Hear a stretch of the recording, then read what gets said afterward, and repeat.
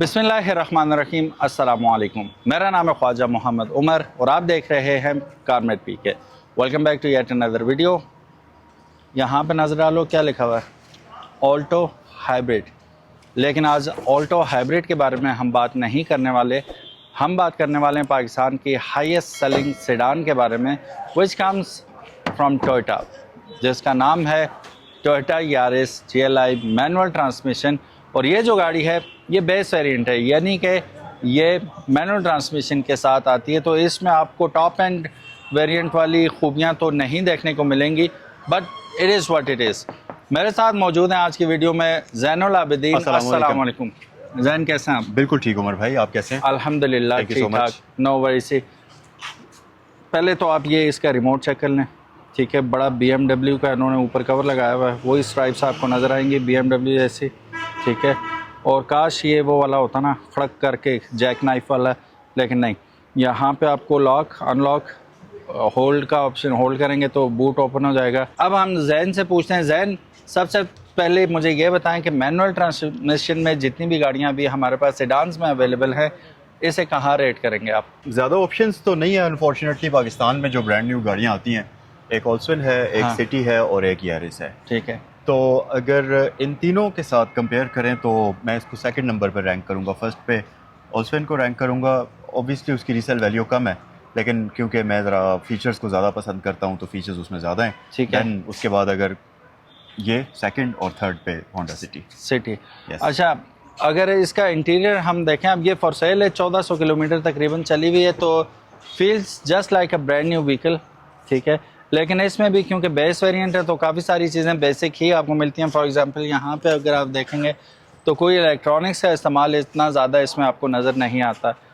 TRIMS इसके piano black में है और लॉक मतलब सब कुछ ही बेसिक है। सिर्फ ड्राइवर विंडो जो है वो आपको ऑटो मिलेगी, बाकी सारी आपको इलेक्ट्रॉनिक तो मिल रही हैं, लेकिन ऑटो वाला सीन नहीं है। मिरर्स इसके आप यहाँ से एडजस्ट कर सकते हैं इलेक्ट्रॉनिकली, ठीक है। इतना ज़्यादा कुछ हमें, जैसे अभी जैन बात कर रहे थे, फीचर्स में ये अल्सवन से काफ़ी पीछे की गाड़ी है। अभी अलबत्ता हम इसे कंपेयर नहीं कर रहे किसी भी गाड़ी से, क्योंकि आज इसी गाड़ी के बारे में हमने बात करनी है। ऊपर हमें शार्क फिन एंटीना, जो पाकिस्तान में बहुत ज़्यादा पसंद किया जाता है गाड़ियों में, वो मिल जाता है। और अब एक और चीज़ इसकी हम चेक करते हैं, जो कि सेडान के लिए, एक बूट वाली गाड़ी के लिए ज़रूरी होती है। चीज़ की गुंजाइश कितनी है, मैसिव अमाउंट ऑफ आपको स्पेस मिल जाती है। यहाँ पे यारिस का लोगो आपको यहीं पे नज़र आ रहा है, और ये आफ्टर मार्केट लगा हुआ है, इन्होंने लगाया हुआ है।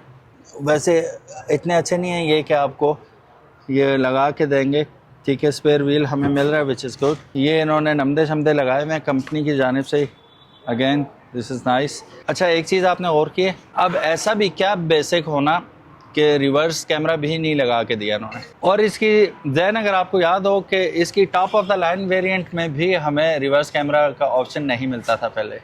उसमें आता था या नहीं आता था? अच्छा, वो अब्दुल वहाब ने खुद लगाया था ना। ओके ठीक है। तो स्क्रीन भी उसने अच्छी वाली लगाई थी और कैमरा भी लगाया था, उसमें नहीं आता था। बहरहाल गाड़ी के अंदर चलते हैं। ये तो इन्होंने वो आफ्टर मार्केट बाहर से करवाया हुआ, ये फंस भी सकते हैं कहीं पे, लिखा हुआ तो बहुत अच्छा ही है कि ना बदू वैया का नस्ताइन, अल्लाह ही की इबादत करनी चाहिए और अल्लाह ही से मदद मांगनी चाहिए। आए गाड़ी के अंदर बैठते हैं।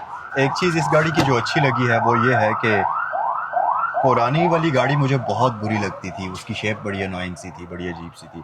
GLI की, यारिस GLI की, जो यारिस GLI प्री की, फेसलिफ्ट गाड़ी थी। बट इस फेसलिफ्ट में इन्होंने जो शक्ल फ्रंट से जो चेंज की है, वो थोड़ा सा अच्छा हो गया, अब खूबसूरत हो गई है ये गाड़ी, ठीक है। लेकिन आप देखें ये बिल्कुल कितना अजीब काम किया उन्होंने, स्क्रीन तक नहीं दी इन्होंने। लेकिन जी बात ये है कि टोयोटा को हम ब्लेम नहीं कर सकते इस बारे में। उसकी वजह, इस गाड़ी से ऊपर की, एक बहुत ऊपर की चीज़ है अल्टस 1.6। वो बिल्कुल, उसमें भी आपको ऐसा ही एसी मिलता है, उसमें भी सेम ऐसा ही है। तो अगर उसमें नहीं दिए गए तो फिर यारिस तो बहुत नीचे की चीज़ है। यारिस तो शायद कोई नहीं। यस, तो हम टोयोटा को ब्लेम नहीं कर सकते इस बारे में। तो किसे ब्लेम तो करेंगे? हम खुद को ब्लेम करेंगे कि हम क्यों खरीदते हैं, होने के बावजूद ये क्यों खरीदते हैं।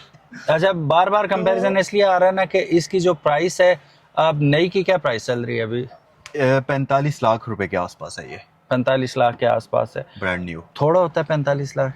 बहुत होता है जी, ठीक है। काफी ज्यादा होता है। 45 लाख रुपए में भी आपने स्क्रीन खुद से लगानी है, रेयर व्यू कैमरा खुद से लगाना है। ये मेरा ख्याल है रिट्रैक्टेबल भी नहीं है, if I am not wrong. Retractable वो 1.6 अल्टस में भी नहीं आते। हाँ, तो वो भी रिट्रैक्टेबल भी आपने खुद करवाना है। ये तो चलो मैनुअल है, इसमें हाँ, वो क्रूज कंट्रोल वाला सीन नहीं है, लेकिन वो उसमें पहले भी नहीं आता, अल्टस में भी नहीं आता। तो यार इसको आप वो भी आफ्टर मार्केट पहले लगवाना पड़ता था। तो फिर कसूर वाकई टोयोटा का नहीं है, अपना कसूर है कि आप लेते क्यों हैं। लेकिन इसकी बड़ी वजह रीसेल है। टोयोटा को आप बीट नहीं कर सकते रीसेल में, सुजुकी को आप बीट नहीं कर सकते। ऑल्टो क्यों बिकती है? रीसेल की वजह से बिकती है। तो ये सीन है कि रीसेल की क्वींस हैं ये गाड़ियाँ। बाकी अगर वैसे अगर आपको जिद्दत का शौक नहीं है तो सॉलिड गाड़ियाँ ही है। हाँ, ठीक है, लंबे अरसे टोयोटा नाम है रिलायबिलिटी का, इंजन इनके तगड़े हैं, लंबे मार खाने वाले इंजन हैं इनके, कोई इसको टेंशन नहीं होती। फिर सोने पे सुहागा इसकी रीसेल है, रीसेल तगड़ी है इसकी। अब उमर भाई उसका एक रीज़न है कि जो गाड़ियाँ पाकिस्तान में लाई जाती हैं उनको ख़ास तौर पे ये जो सीकेडी गाड़ियाँ बनाई जाती हैं, जैसे अब टोयोटा में ये जो इंजन है, बाहर के किसी भी मुल्क में अगर सेम इंजन किसी और टोयोटा की प्रोडक्ट में यूज़ किया तो वो इंजन अपने फुल पोटेंशियल पर चल रहा होगा। ये टेम डाउन हुआ यहाँ पर टेम डाउन करते हैं, जिसकी वजह से हम लोगों को लगता है कि यार ये तो बड़े लंबे अरसे तक चलने वाले इंजन है। अब जो गाड़ियाँ पाकिस्तान में अब नए ब्रांड्स लेकर आ रहे हैं वो उसी पोटेंशियल के साथ इंजन दे रहे हैं। तो वो पावर में भी फिर देखें आप 1500 सीसी के इंजन एसयूवीज में आ रहे हैं। तो ये सीन है। असल जो उसके पीछे लॉजिक है, जो हम समझते हैं ना कि ये इंजन बड़े रिलायबल होते हैं, वो उनकी पावर हाफ की हुई होती है ताकि लंबे अरसे तक चल जाएं। अच्छा, वैसे इंटरनेशनली भी टोयोटा को यही समझा जाता है, रिलायबल अगर गाड़ी चाहिए तो टोयोटा ले लो। यहाँ हम BMW को बहुत कुछ समझते हैं। Yes. वहाँ पे कहते हैं मेजर ब्रेकडाउन जो होते हैं वो BMWs में होते हैं इंटरनेशनली। Yes. फिर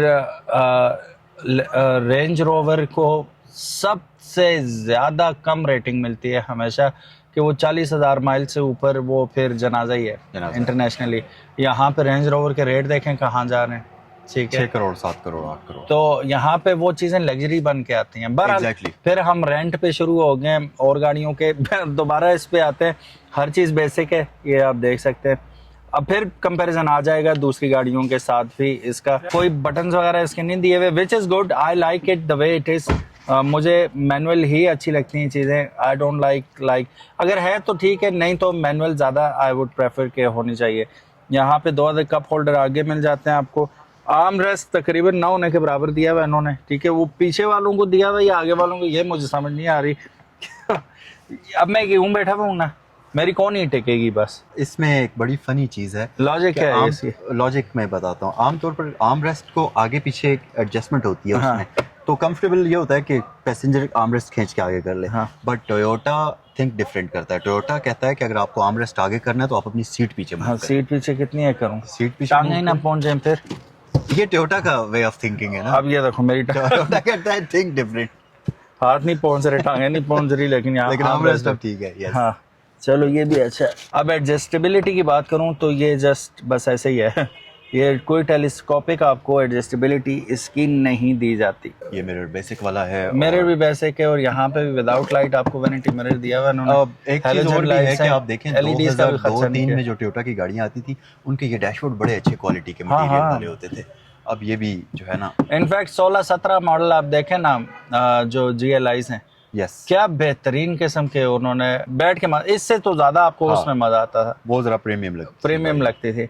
लेकिन ये कच पच वाला हिसाब है, नाजुक लगती हैं आपको। बिल्कुल ठीक है। बहरहाल जी, हम तो गोरों की तरह से रिव्यू भी नहीं कर रहे जी। गोरे तो ऐसे छत दबा के ऐसे नहीं, हमने दबा के देख रहे हैं। गोरों ने रिव्यू करना होता है गोरों के लिए। हाँ, हमारे रिव्यूज तो फिर एग्जैक्टली हमने अपने ही लोगों के लिए रिव्यू करना है, तो वो इन चीजों को ऑलरेडी पता है कि what Toyota is made of and what Suzuki is made of and what is Honda made of। वो इसी जगह में खड़ा था, क्रीडी लग गई और शदीद यालाबारी हुई। तो आप यकीन नहीं करेंगे कि होंडा सिविक जो नई वाली थी 1.5 RS टर्बो, मक्खियों का छत्ता बन गई थी। यूं जिस तरह वो आप रोगनी नान लेने जाते हैं ना ऊपर, वो इस तरह उंगलियां इस तरह वो निशान पड़ गए थे, प्रिंट्स बने हुए थे उन लोगों के। और अल्सन भी साथ खड़ी थी। अल्सन पे 3 या 4 मेजर वो थे, बहुत बड़े, बाकी गाड़ी सारी नीट एंड क्लीन थी। तो ये बिल्ड क्वालिटी, और वो करोड़ों की गाड़ी है जी। ऐसे ही ठीक है, बिल्कुल सही बात है। तो बहरहाल again it is what it is. यही हमारे पास ऑप्शंस हैं इस वक्त सेडान में। बाकी कंपनियां SUV पे जोर है सबका। हाँ, MG को देख लें, हेवल को देख लें, आप किया को देख लें, किया ने पिकांटो तो निकाली है लेकिन वो भी किस काम की है। बहरहाल no hate to Yaris, Yaris अच्छी गाड़ी है। 1300 सीसी होने के बावजूद टोयोटा की ऐसी ज़बरदस्त किस्म की टेक्नोलॉजी, ये 220 बता रहे हैं यहाँ पे, ठीक है 220 इसकी आपको टॉप स्पीड मिल रही है। जैन आपको लगता है कि 220 तक जा सकती है 1300 सीसी? 160 180 तक शायद जा सकती हो। 220 का आप में से कोई अगर शेयर लेके गया ऐसे 220 तक तो कमेंट सेक्शन में ज़रूर बताइएगा।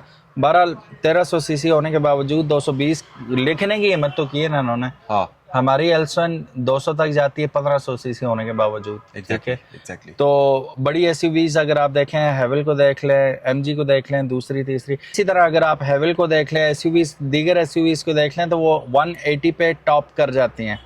तो उससे आगे उन जैसे जैन ने कहा कि वो टेम डाउन किए हुए वो 180 से ऊपर नहीं जा सकती गाड़ियाँ। ये जवान के बच्चे 220 तक इस 1300 सीसी गाड़ी को ले जा सकते हैं।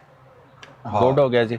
एल्सन हमारी वो भी नहीं जाती 200 और से। अगर उस हिसाब से आप देखें तो मुझे नहीं लगता, क्योंकि इसका इंजन 100 से कम हॉर्स पावर बनाता है और 120 के करीब टॉर्क बनाता है, तो आई डोंट थिंक सो कि ये 220 तक जाती होगी। चले इन्होंने मीटर तो दिया ना 220 का। हाँ। अच्छा जैन, बुराइयां तो हमने काफ़ी सारी कर ली, लेकिन जैसे मैंने कहा इतनी भी बुरी गाड़ी नहीं है। अगर आपको टेक्नोलॉजी इतनी ज़्यादा आप यूज़ ही नहीं करते और वो you are not into it, तो फिर क्वाइट जैसे मेरे अंकल हैं, उन्हें नहीं ज़रूरत स्क्रीन की, ठीक है, वो इस पर भी खुश हो जाएंगे। और ये मैनुअल ट्रांसमिशन उनके लिए सबसे ज़बरदस्त बात है कि ऑटो नहीं है, वो ऑटो से घबराते हैं, ठीक है। 5 स्पीड मैनुअल आपको फॉरवर्ड मिल जाता है, 5 फॉरवर्ड गियर्स मिल जाते हैं और मैनुअल है, सबसे अच्छी बात ये है। तो उनके लिए ये कंप्लीट पैकेज है गाड़ी। ट्रू।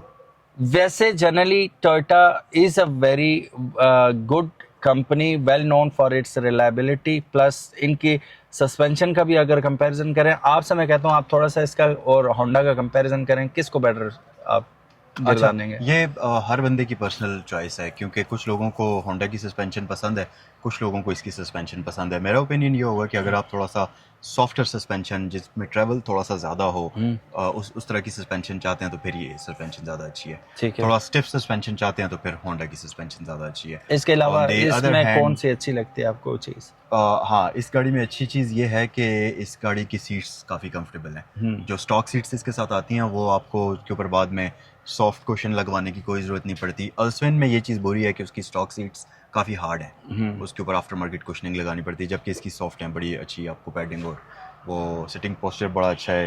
अंडर थाई सपोर्ट जो है इसकी वो भी आपको स्टॉक ही मिलती है, तो लंबे सफ़र के लिए ये काफ़ी अच्छी गाड़ी है। ठीक है। माइलेज का सुना है बहुत आउट क्लास रहती है ये गाड़ी 17-18 करती है आराम से। हाँ, और ऊपर से है मैनुअल है, आप अपनी उसके हिसाब से चला सकते हैं। 17-18 लॉन्ग की बात कर रहा हूँ, शहर में तो ये वही 12-14 ही करेगी, लेकिन long. But again resale is the key point, yes, कि बिकती वाह वाह करके ये गाड़ी। बहरहाल ये गाड़ी अवेलेबल है कश्मीर मोटर्स एबटाबाद में। स्क्रीन पे नंबर्स मौजूद हैं, आप कॉल या व्हाट्सएप करके इनसे इसकी कीमत के मुतालिक आप इंफॉर्मेशन हासिल कर सकते हैं। ऑडोमीटर की अगर हम बात माने तो 1823 किलोमीटर टोटल ये गाड़ी चली हुई है, इस्लामाबाद नंबर की ये गाड़ी है। Thank you so very much for watching this video. उम्मीद है आज की वीडियो आपको पसंद आई होगी। अगर तो पसंद I give it a big thumbs up. Zainul Abidin, thank you so very much. आज हमारे साथ आप आए हुए थे और आपने हमारा साथ दिया वीडियो में, बहुत बहुत शुक्रिया and thank you so very much guys. आपका ये तो मेरे और जैन के ओपिनियन से क्योंकि ये 2025 मॉडल था इसलिए हमारी ये बातें करना ज़रूरी थी इस गाड़ी के बारे में। बाकी ये कि हमारे कहने से अगर कोई फ़र्क पड़ता होता तो अभी इंडस्ट्री बहुत अच्छी हालत में होती। फ़र्क तो पड़ना नहीं है तो फिर हमने भी चुप तो नहीं करना, हमने भी बातें तो करनी है। अब नई गाड़ी थी, हमने आप लोगों को एजुकेट करना, बाकी आपकी मर्ज़ी, आपने जो लेना।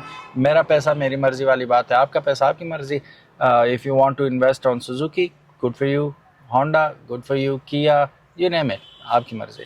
Thank you so very much for watching. आपका क्या कहना है इस गाड़ी के बारे में? आपकी राय जान के हमें खुशी होगी, कमेंट सेक्शन में ज़रूर बताइएगा। ज़ैनुल आबिदीन को अगर अभी तक आपने फॉलो नहीं किया तो ज़ैनुल आबिदीन 55 इनका चैनल ज़रूर फॉलो है। अल्लाह हाफ़िज़, अस्सलाम वालेकुम।